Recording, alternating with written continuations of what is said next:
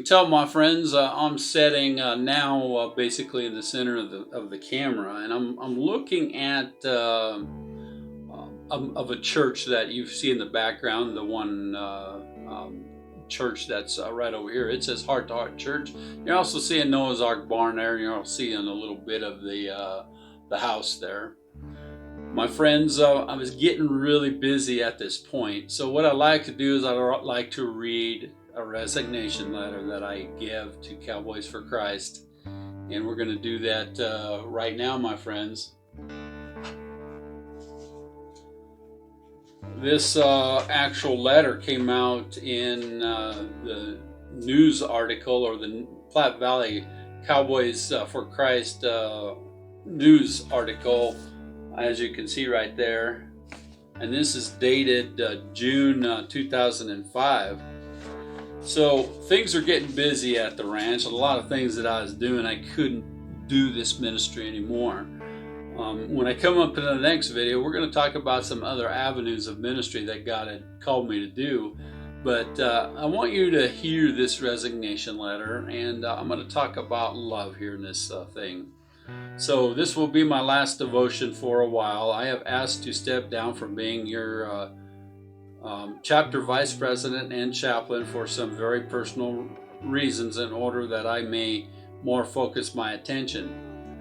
The chapter leadership has accepted my decision. At some point in the future, I again hope to be able to serve you, the membership, as your chaplain. So I never was able to get back to doing this. God called me into different ways, and I became a Christian leader. I had to take some classes at a local Bible college and got an associate's degree in Christian leadership. I thought that was more important than what I was doing here. And then I took a job as an intern as a youth pastor at a church. We're going to talk about that in the next video. But I wrote a letter to this membership, and this is called What Love Means to Me. Remember, my friends, there's three things that matter the most in the end of any adventure: faith, hope, and love. And the greatest of these is love. So what does love mean to me? A simple but meaningful Bible scripture on love is found in 1 Corinthians 13. Love is patient, love is kind, love is not jealous or boastful. It is not arrogant or rude. Love does not insist on its own way. It is not irritable or resentful. It does not rejoice in wrong, but rejoices in the right. Love bears all things, believes all things, hopes all things, endures all things. Love never fails. And now three things remain: faith, hope, and love. And the greatest of these is love.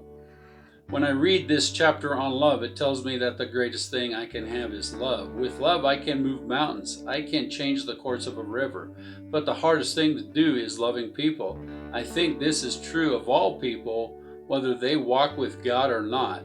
But one thing that I do know is when Jesus Christ lives in me, He makes it possible to love people, even the most unlovable people. So to understand what love means to me, let's look at the love chapter. So my friends, what I'm going to be doing is I'm going to be breaking down each individual section of love and telling you what it means to me. So love is patient. I promise to be patient with you when you are angry, when you are hurting, when you don't want me around and just need your space.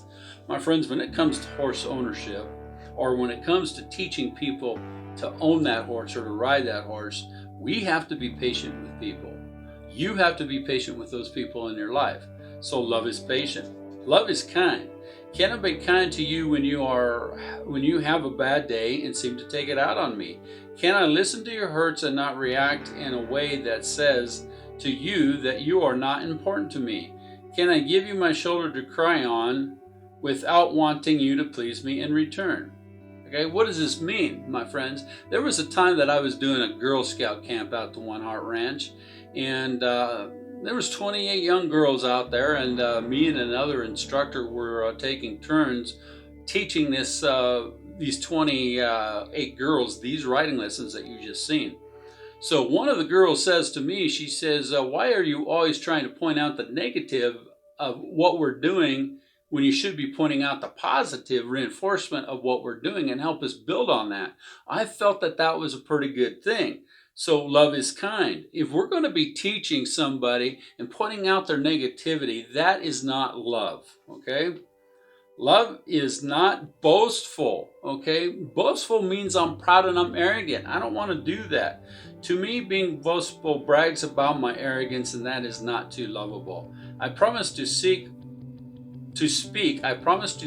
with a tone of voice that is sensitive to your needs and not ramble on about my day until I have asked about yours.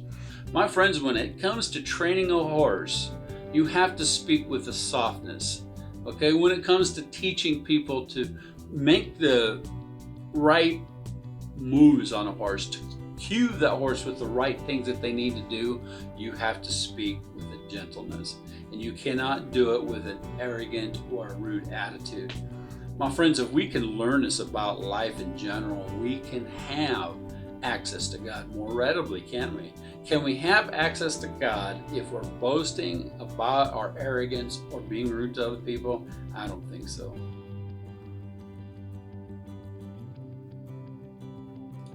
Love is not arrogant or rude. There is a fine line between self-confidence and arrogance. To have more love for myself and not the needs of others is rude.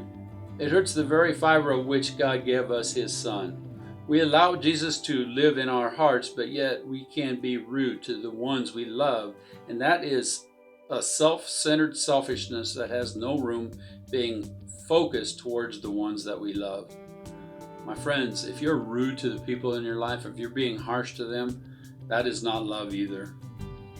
Love does not insist on its own way. I promise to put your needs above mine. I promise to not be selfish with my time or what is mine.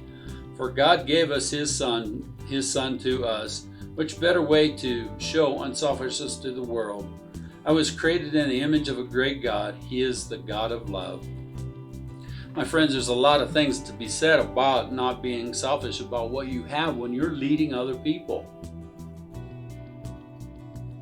My friends, we have to serve other people from a sacrificial heart. We have to be servant leaders when we serve other people and bring them to Jesus Christ.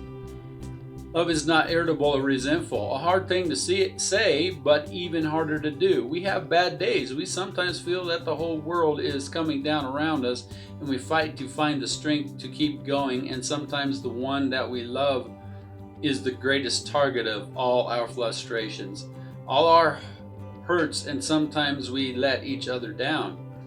We will even keep score of the hurts that was inflicted on us by a loved one, and that brings resentment. So I promise to look inside me first to find the problem and to gently ask you for your help. What does this mean, my friends? Is it possible to teach somebody to ride a horse, to own a horse, and be irritable and resentful that day? Oh yeah. Oh yeah. Is it possible to lead other people to Jesus Christ and be irritable or resentful that day? Yeah. Sometimes the circumstances of your own life can cause you to not want to be that Christian leader that God has called you to be. You need to know how to deal with that. You need heart refinement. We get that by going through a heart-to-heart talk with Jesus Christ. We need to understand what heart refinement is, and we need to have that heart-to-heart talk with Him. Love does not rejoice in the wrong. Let me read that again. Love does not rejoice in the wrong. Simply stated, I will not allow wrong motives to be what I base love on. If I know it is wrong, I will tell you, because the wrong choices don't make it right.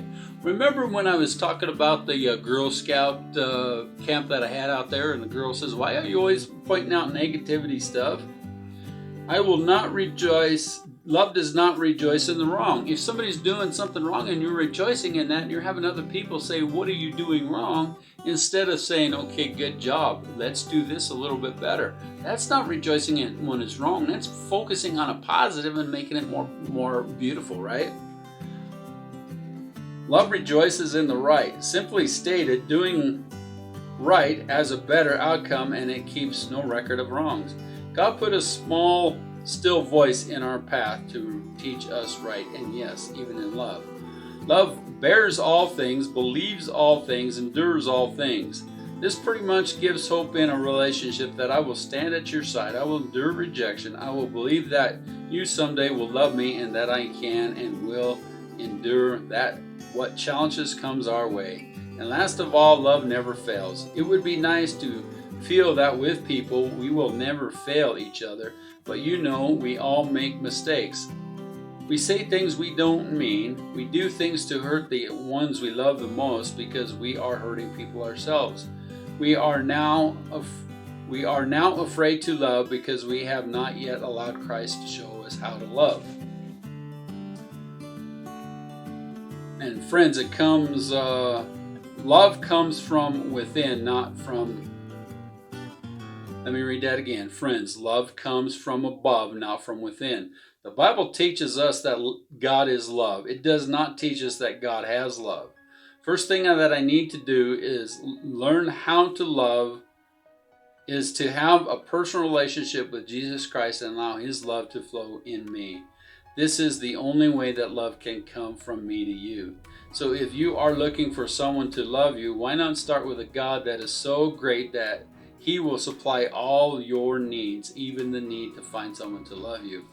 My friends, I did a lot of companionship rides out at the 1 Hour Ranch. What is a companionship ride? A lot of people, they're looking for somebody to love them. They're looking for just a companion. They're not looking for a relationship. They're not looking for an attachment. They're looking for just companionship. So companionship ride. You have to love people in order to not be selfish in what you're doing. For me to be able to run this ministry, I had to not be selfish. I had to be able to get myself out of the way and give people what they needed. What they needed the most was Jesus Christ living in and through me. My friends, I'm going to end this video here. I hope that you enjoyed this video. This is an amazing thing.